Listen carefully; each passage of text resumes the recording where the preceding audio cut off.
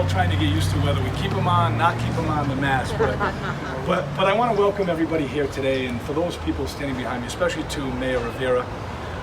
You know, over my years as mayor in the city of Pawtucket, we've had a lot of tragedies that we reflect on, and all of them are necessary. There are alternatives out there, and building these partnerships and expanding on many of the things that we've already done is so important. But I want to thank the mayor for her leadership. I also want to recognize Cedric, who will be saying a few words in a couple of minutes, but also for his leadership in the Nonviolence Institute, and Lisa, and everybody all the way down to our outreach workers, Thomas Lumpkin, who's here, to Manny, to others. It's not where we want to be. We wish in this world that we lived in today that we didn't have to be addressing these things, but any life loss is tragic.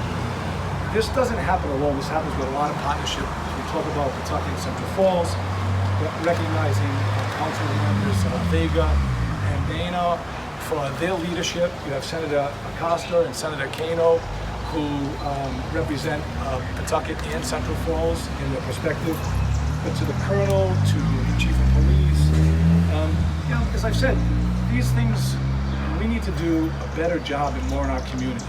But we also need our community to support us in the things that we're trying to do. And we have a community liaison, Cassandra Flores, that working for the city now. We put a full-time position in to try to figure out how we do things better in the community, how we raise those awareness with all the different organizations. But at the end of the day, we found that our best partner in all of this, while we have multiple partners, is truly the Nonviolence Institute. And I want to thank Cedric for his leadership in both Pawtucket and Central Falls. We also talk about partnerships, but we're expanding on a lot of the things that we're doing. This year here, partnering with Central Falls and continuing what Pawtucket had done pre-COVID, we're doing a summer jobs program for those young youths at risk. It's a 7-week program through the Nonviolence, and they have a nonviolence training. They'll resume their workshops and career building opportunities. And these young students and these young adults who need help will be participating in 2-day training and then working 3 days in the respective communities. So it's a 5-day opportunity. And you know, that's one step. There's more that we need to do.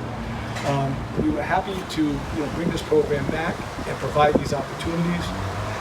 And also, it's really about building the community needs, building community, right? We're so divided in a lot of ways, and there's so much unnecessary violence. We need to make sure that people are aware that we are supportive and we're here together. We have partnerships with our outreach workers. We have partnerships with other organizations like Tides and like Family Services, and doing 3 community events.